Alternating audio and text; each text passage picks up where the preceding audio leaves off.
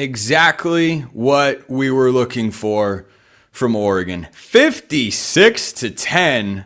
It could have been even worse for Rutgers.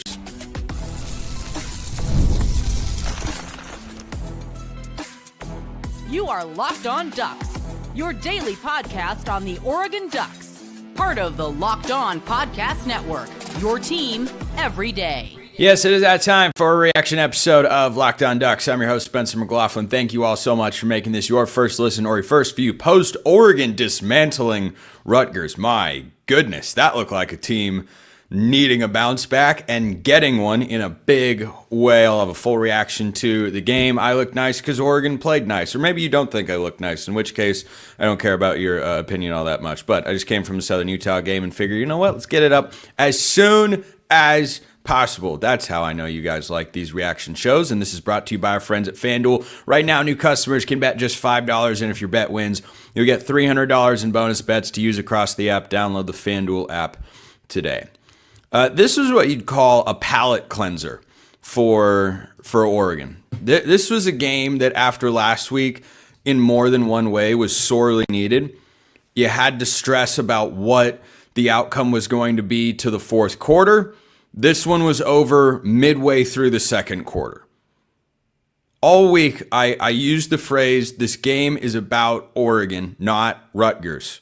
And if Oregon plays to their standard, it will not be close. And Oregon is now 6-1, 3-1 in Big Ten play, with Wisconsin up next weekend, and that game could look the exact same as this one at Autzen Stadium. But this is what we all wanted to see. Does it completely erase every question, doubt, suspicion, concern that showed up in the game against Indiana? No, because Rutgers personnel is nowhere near as good, nor is their coaching staff anywhere near as good as Indiana. We knew that going in. But this is how this game should have looked. You cannot be unhappy. There is nothing, I mean nothing, aside from the first drive. Disastrous start. Like just a horrible start. And then from there, Oregon was completely and utterly dominant at both ends. And frankly, it made it all the more impressive that Oregon started that way. And this game still went like this. How many teams, think about what just happened at Penn State. And that's what Oregon, no doubt, was trying to avoid in this spot. Think about how many teams, after getting beat on their home field, outplayed, outphysical, hearing all this stuff, would go all the way across the country and start with run for 4 yards, lose 5 yards, fumble. How many teams would go, oh boy, here we go again? Oregon did none of that. It looked like me when I play FIFA online. Someone scores on me and go, all right, we're locking in. And then I go and beat somebody 5-1. I'm a decent FIFA player. Anyway, that's what it looked like. Is Oregon went from, all right, we're laid back. All right, here we go. They get that lean forward. You've seen the duck meme on Twitter. You've seen it around. Hard to not. So, by the way, for those of you that are watching live in the comments, what's up? How's it going? I'm having a great day, frankly, because Oregon played like this. I was so happy to watch Oregon play this way. Also, some other teams that are easy to root against if you're an Oregon fan lost, and Southern Utah won. So I'm having a good day. Good day overall. Oregon had a great day. So, you know what? Let's just get that part out of the way first. What a horrible start. And then the defense just locks it down. The segment I did on Rutgers this week, which was really just the only segment I did about the Scarlet Knights, I brought up their receivers, the big-bodied guys.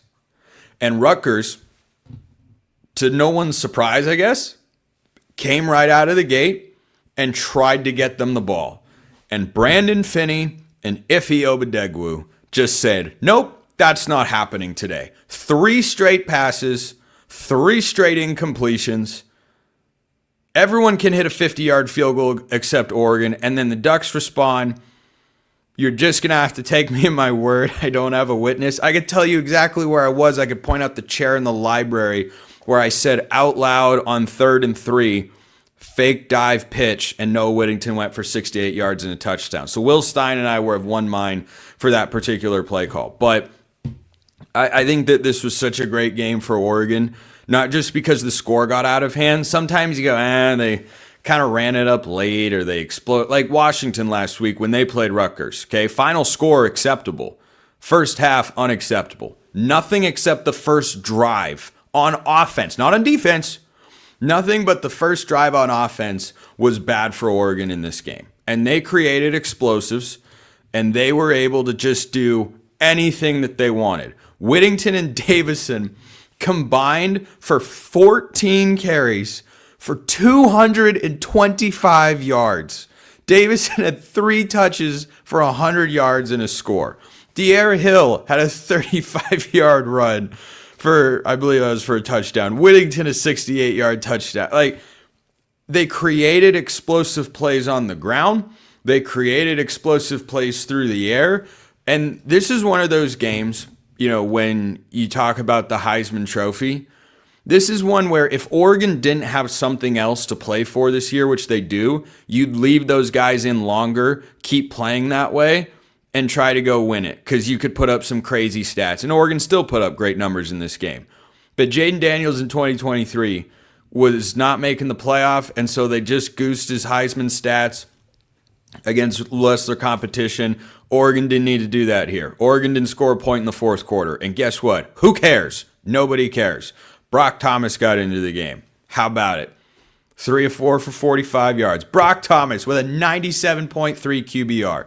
That's some awesome stuff. So for Oregon to come out and get off to the horrible start and then to just utterly enforce their will in every facet of the game and to do everything that I wanted them to in this matchup, they hit all of my keys.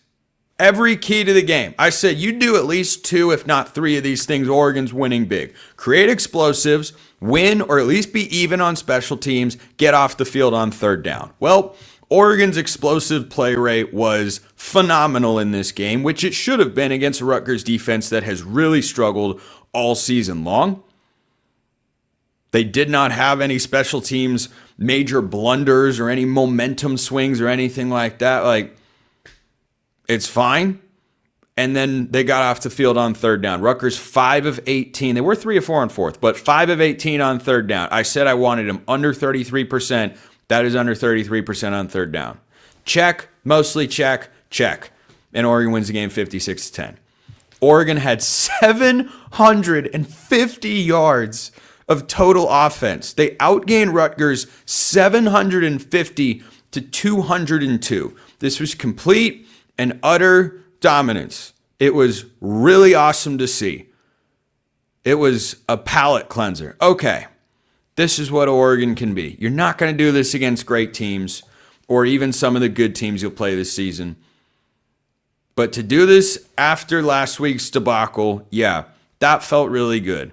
To see Kenyon Sadiq led Oregon in receiving yards. I believe, someone can correct me, I believe it's the first time in his career that he has led Oregon in receiving yards. He had 4 for 80. DeCorian 2 for 63. Jamari Johnson had a 56-yard reception. Jeremiah McLaughlin had a 35-yard. Like, the number of plays that Oregon had of 20 yards or more. Let me attempt to tally this up. I think this is a foolproof way of doing it mostly. 1, 2, 3, 4, 5, 6, 7, 8, 9, 10, 11. 11, and 3 of them were over 50. 2 in the run game, 1 in the pass game. I just think that the way that this offense played was such a needed confidence boost for Dante Moore, for the whole unit, everyone, for Oregon fans, certainly. It was a great thing to see. So that's awesome. And let me know your thoughts in the comments below. I see you guys hopping in over there. I want to talk about the defense. I'm about to gush at Brandon Finney. I mean, I can't wait. I almost don't want to do the live reads, but of course we're going to do that. Because this episode is brought to you by our friends at DoorDash. Time to look at who delivered, brought to you by DoorDash. Just like you can win every Saturday with DoorDash Streaks, saving more every time you order. These players delivered for Oregon when it mattered most. Let's break it down. Brandon Finney, man. I'm still going to talk about him in the next segment. Don't you worry. But that guy is delivering more and more. He seems like he's getting better and better as the season goes on. I could not be happier. No one could possibly be happier with how well he's playing. And Dante Moore, who gave some nice fuel for the Washington Twitter crowd to go back and hide in a corner after last week and whatnot. That's like an added bonus to him going 15 of 20 for 290 yards and 4 touchdowns and a QBR of 99.1 through an interception. Whoop-de-doo. Who cares? Those guys deliver for Oregon, just like DoorDash delivers your Saturdays. With DoorDash Streaks, you save every Saturday you order. Stack it up all season. You could save up to $250, including $100 in DoorDash credits. Order this Saturday. Keep the streak alive. Fuel your game day. Only with DoorDash. Terms apply. Promo period through November 18th. This episode also brought to you by our friends at Supply House. When the opening whistle blows on a new repair, get your crew moving forward with Supply House. Order today and see parts on your doorstep tomorrow. Over 280,000 plumbing, HVAC, and electrical items from the most trusted brands in the business. The real-time inventory and honest lead times keep you from punting projects, while their industry-leading customer service always has your blind side covered. So if you need parts fast for a project, Supply House has next-day delivery. That's a game changer. Oregon had a lot of game changers on the field against Rutgers. Next-day delivery from Supply House is a game changer. Join the free Trademaster program today. Score serious perks like priority shipping, lower prices, and a dedicated support line. Visit supplyhouse.com to sign up for free and use promo code SHCollege5 for 5% off your first order. That's supplyhouse.com. Real people, real service. You guys ready for a live second segment sip? I have my water bottle from earlier, so. Not often I'm using a straw for one, but convenience for the broadcast and make sure I don't spill on anything. So, Oregon's defense was awesome in this game. I mean, phenomenally awesome. Ethan Kaliakmanis was pushing 70% completion on the year. 7-0. He was pushing it. He wasn't there. Upper 60s. Guy was having the best season of his career. Had thrown for more yards entering this game than Dante Moore. He was legit. Here's his passing log. Let me pull this up real quick. Entering today. And you can say whatever you want about the caliber of competition. You got to go out there and make the plays. Kaliakmanis had thrown for 250 yards and 2 touchdowns, 259 and 4 touchdowns, 309 and 1 touchdown, 330 yards and a pick in a loss against Iowa, 259, 2 scores and a pick, 386, 2 touchdowns and a pick. That was at Washington last week. He went for 386 yards, 2 touchdowns and a pick. Oregon held him. If you haven't seen this, get ready to have your mind blown. He was 8 for 25 for 79 yards and 2 interceptions. I said this after the Indiana game last week. There was nothing. I know Elijah Surratt had a big day, but man, there's nothing wrong with the Oregon secondary. These dudes are good right now. Right now. And sure, we've seen some young guy mistakes over the course of this year, but man, this was one of my biggest questions for Oregon coming into the season, and these dudes are playing so well. It is awesome to see. It is unbelievable. And Brandon Finney, oh my gosh. Who do we, in Oregon history, just Oregon history, who do we compare Brandon Finney to? What's the comp? What's the equivalent? Pretty sure Thomas Graham played as a true freshman and was a good player. Brandon Finney is trending to be an All-American right now. Not a freshman All-American, though that too. Like an All-American. Just period, point blank. As a true freshman, he is trending in that direction.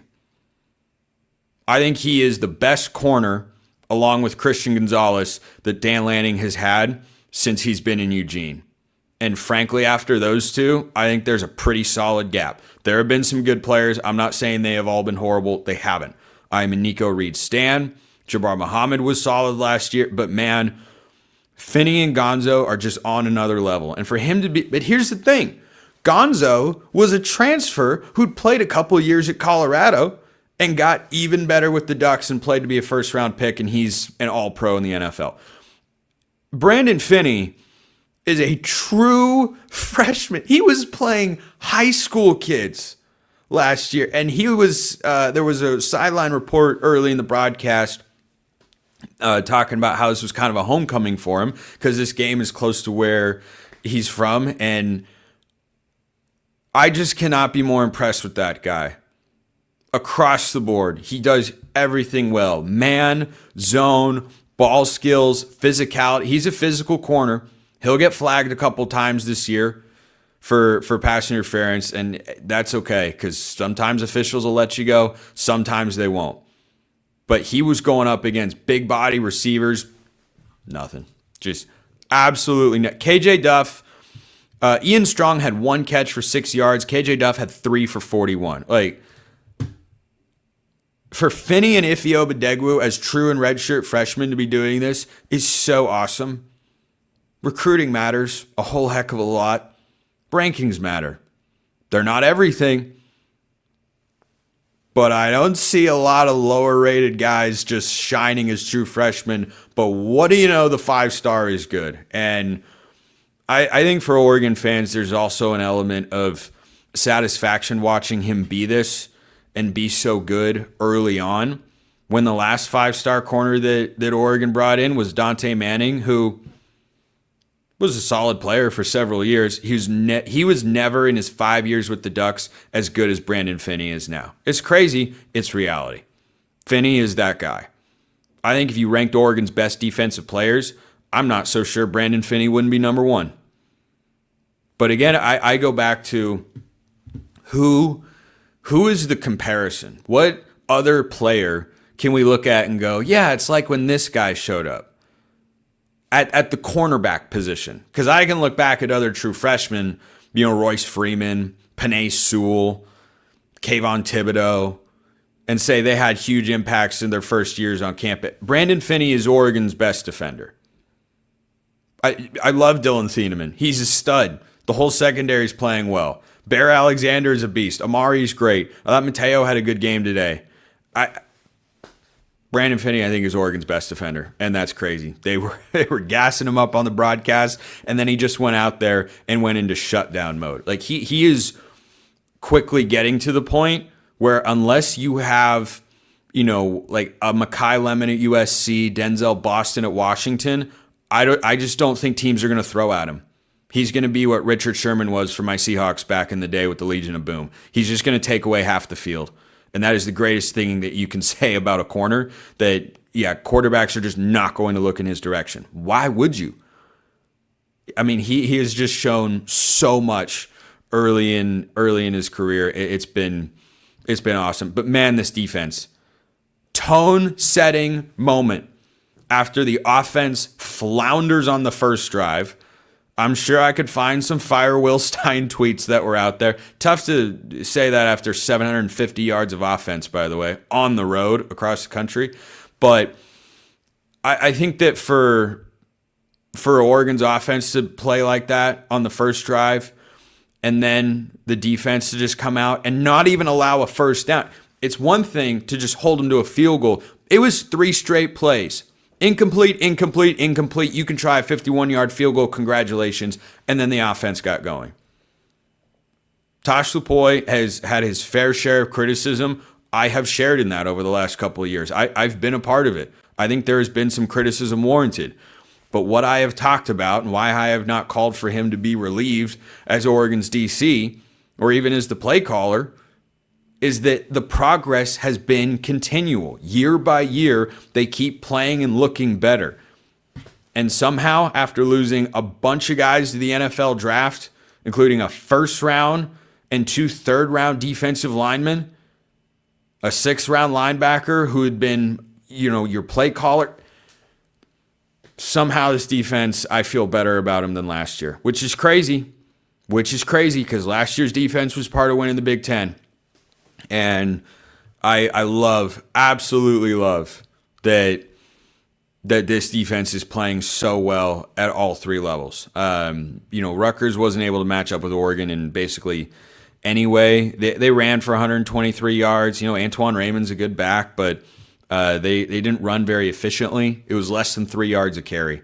Like Rutgers ended the game with 202 yards of offense at home. This was This was annihilation. Get the frustration off your chest. This was all of that for Oregon. 750 yards of total offense. I don't know where that ranks all time.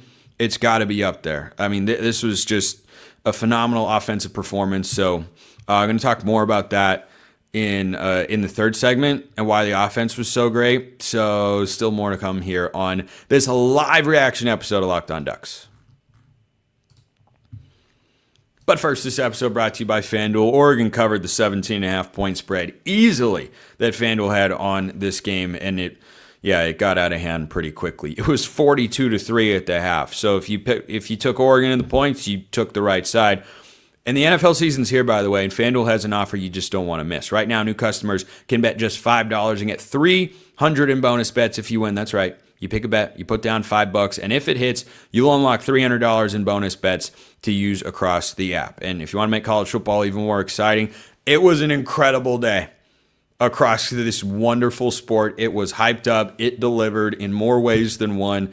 It's just so great. If you want to make it even more exciting, FanDuel is the place to do it. You got money lines, point spread, everything you could possibly want. FanDuel's got it. Prop bets, long-term, future bets, Heisman, it's all there. So what are you waiting for? Visit FanDuel.com to download the FanDuel app today and get started. Check them out at FanDuel.com. Seeing the offense create explosive plays was really good. Now, is Rutgers personnel anywhere near as good as Indiana? No, they are not. But again, there is something to be said, and we keep seeing this more and more in college football, by the way. When you go into a matchup and you hear, a number of different commentary points about you should do this, you should do that. Doing what you should do is not as easy in today's college football world as it used to be. Oregon should have dominated Rutgers. They did. They went above and beyond. Oregon ran for 415 yards in this game. That is not just about the offensive line and the running backs. That is about Will Stein calling the right plays and having the right game plan for how to attack the Scarlet Knights defensively. And yeah, the first drive was terrible. Guess what? Not every drive is going to look good or create points, no matter who you're playing. And Oregon just came out and did anything and everything they wanted. But man, was it relieving. It has felt in the last couple weeks like Oregon's best playmakers have not always been as prominently featured as you'd like them to be. And no, the numbers are not going to blow you away. Oregon didn't have a 100-yard receiver. I think one of my better preseason predictions that's going to come to fruition in the regular season, Oregon will not have a 1,000-yard receiver. Okay, their leading receiver on the year, I believe at the moment, is Finney Moore, who was second in receiving yards today with what? 2 catches for 63 yards. The balance of weapons has been a strength for the Ducks, and yeah, it can make it harder to get into a consistent rhythm at times, and in the bigger games, you'd probably like to go to those guys more like they did against Penn State, when felt like you were mostly throwing to Sadiq and Finney and Moore in big spots, and those guys delivered. And then against Indiana, it felt like you were struggling to get them the football, and that's not okay. And there was clearly a concerted effort from Will Stein to get Kenyon Sadiq the ball. 4 catches for 80 yards and 2 touchdowns, creating explosive plays. He's a mismatch. He is a mismatch who can do everything on the football field. Literally, he could probably throw if he wanted to. There's nothing that he cannot do. So to see him get utilized in more than just the screen game and the catch and run, or some quick hitters or anything like that, and I'm not saying to get rid of those plays and concepts because they work, but to see him get used in the explosive play department, to see the ball pushed down the field to Finney and Moore, for Dante Moore to have had the time to throw in this game. Rutgers did not record a sack. Oregon had 3 and 8 total TFLs. So I think that what Oregon did really well in this game was kind of reminding you and me, but also themselves, hey, we can still do this. Like the explosive, it doesn't have to be all dink and dunk and execution. Like, we can get some shots out there. And I thought they did just a phenomenal job. I'm not going to talk about the offensive line change that I guess had been in the works. I hadn't heard that, but a couple other people, when it happened, said, "Oh, we thought we might see this," and it was Harkey going to guard and Janoris Wilson coming in at right tackle, because Davey Uli this year has been just okay, I would say. But I think that for Oregon offensively, you can't argue with literally anything except the first drive. That's it. That's the only thing. And when you put up 750 yards of that's an insane number. That's a video game number. 415 rushing yards isn't normal. Jordan Davison, De'Aaron Hill, and Noah Whittington all got going. Jaden Lamar was out in this game because of an injury. And I think we are continuing to see what we realized early in the year. Oregon's 3 best running backs in the rotation going forward. No disrespect to Jaden Lamar. He is not as good as De'Aaron Hill, Jordan Davison, or Noah Whittington. And it was great to see De'Aaron Hill get back involved and have an explosive run, because that's what he's good at. And Noah Whittington looks fully healthy. I know people want to see more De'Aaron Hill because he's young and exciting. He's got a long career ahead of him.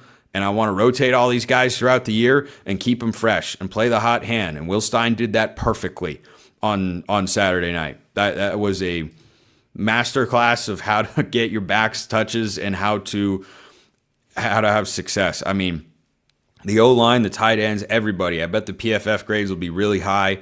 Dante Moore played great in this game.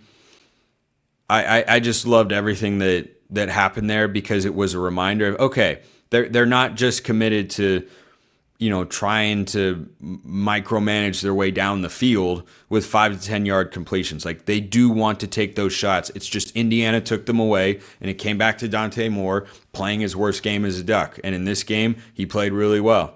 And for a guy that still hasn't played a ton of football, when you think about how much football Dylan Gabriel and Bo Nix played, Dylan Gabriel and Bo Nix started their careers before COVID.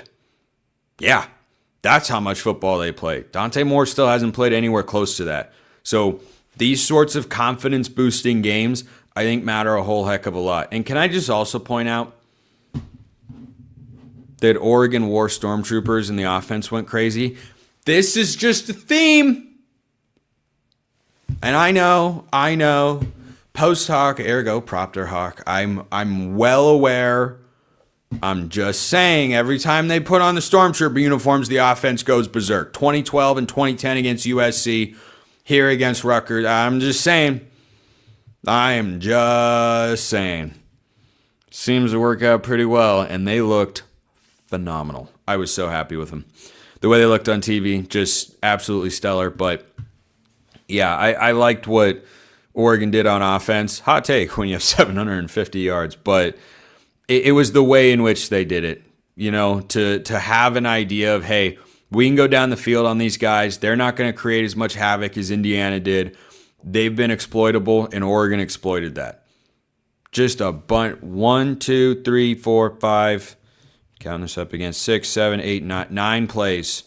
9 plays over 20 yards and 3 over 50. You cannot do any better than that. If Oregon had really wanted to, they could have put up over 70 in this game. It was 42-3 at the half. I was watching as I was getting ready for the Southern Utah game when it was getting closer to kickoff, which was basically the end of the first half.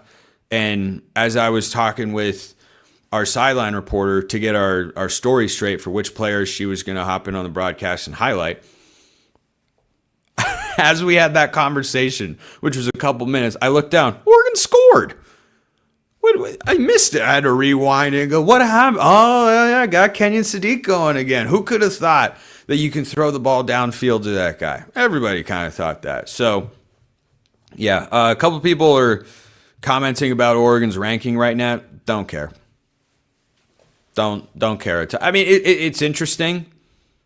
Okay, I'm gonna walk that back. It's not that I don't care entirely, because it could matter at some point. If Oregon were to drop another game, perception matters for where they would fall and how that would relate to their ability to get an at-large playoff spot. But overall, if Oregon just keeps playing to this standard, the next several games could look like this. I definitely wouldn't sleep on Minnesota. Their offense isn't very good, but their defense is pretty solid. But Wisconsin next week is in a bad place. They're about to fire Luke Fickell. Dan Lanning could contribute to another head coach getting fired. I mean, Mike Gundy's gone, Trent Bray's gone, James Franklin's gone. He could do that again next week against Wisconsin. It's that kind of game. Iowa on the road. Let's not overlook that. Minnesota, those are good tune-up opportunities before the home stretch against USC and at Washington, who are good teams. They're not great, but they're good. And a good team can get you, especially on the road in a rivalry game with Washington. And they got beat pretty bad by Michigan 24-7, which is what I expected to happen because Washington's terrible on the road, but they're lethal at home. So, for Oregon, it's one game at a time, but this particular game was just a nice, okay, calm down. Last week, felt bad, was not good, deserves to be criticized. The season is not over. This is still a really good Oregon team. They showed you that on Saturday. I know it wasn't a big game or a great team, but what does a good or great team do to an opponent like that? They do this. 750 yards of offense. Oregon could put up 250 next week against Wisconsin, total yards, and in a 2-game stretch, average 500 yards of offense. That's wild work. Wild work. Next week's game should look a lot like this one because Oregon should be able to beat them pretty badly, but save that for next week. So, as my live late night reaction, you'll have another pod on Monday. You'll have another pod on Tuesday. I will be recording both tomorrow. I will tell you why later. You don't really need to know. So, get me all the questions. I will try to get as many as I can in, but yeah, I imagine that was fun. I hope that was a fun game. You should have enjoyed it. I had a good time watching that. That was really fun. So, we'll call it there for now. Appreciate everyone listening. See you next time. Until then, hope you all have a wonderful rest of your day. And go Ducks.